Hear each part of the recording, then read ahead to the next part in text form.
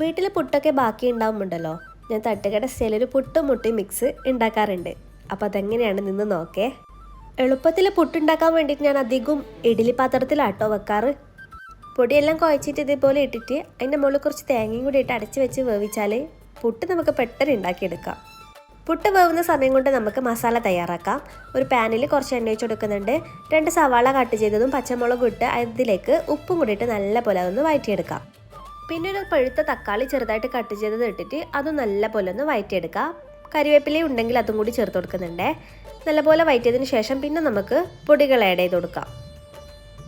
കുറച്ച് മഞ്ഞൾപ്പൊടി, മുളക് പൊടി, ഗരം മസാല, ചിക്കൻ മസാല, ഈ മസാലകളാണ് കേട്ടോ ഞാൻ ഇടുന്നത്. കുറച്ച് മതിയാവും, ഒത്തിരി പൊടികൾ ചേർക്കണമെന്നില്ല. എന്നിട്ട് നല്ല പോലെ മിക്സ് ചെയ്തതിന് ശേഷം അതിലേക്ക് 4 മുട്ട പൊട്ടിച്ചൊഴിക്കുന്നുണ്ട്. എന്നിട്ട് വീണ്ടും നല്ലപോലെ മിക്സ് ചെയ്യാം. നമ്മുടെ മസാലയും മുട്ടയും എല്ലാം കൂടി ഒന്നിച്ച് മിക്സ് ചെയ്തതിന് ശേഷം നമുക്ക് പുട്ട് റെഡിയായോ നോക്കാം. പുട്ട് റെഡിയായെങ്കിൽ ഇതിലേക്ക് ഇട്ട് കൊടുക്കാം. ബാലൻസ് വന്ന പുട്ട് വെച്ചാണല്ലോ പൊതുവെ ഇത് ഉണ്ടാക്കാറ്. അപ്പോൾ അതെ ഇതുപോലെ പൊടിയാക്കിയിട്ട് തന്നെ ചേർത്ത് കൊടുക്കണം. എന്നിട്ട് നല്ല പോലെ ഇങ്ങനെ മിക്സ് ചെയ്യാം കേട്ടോ.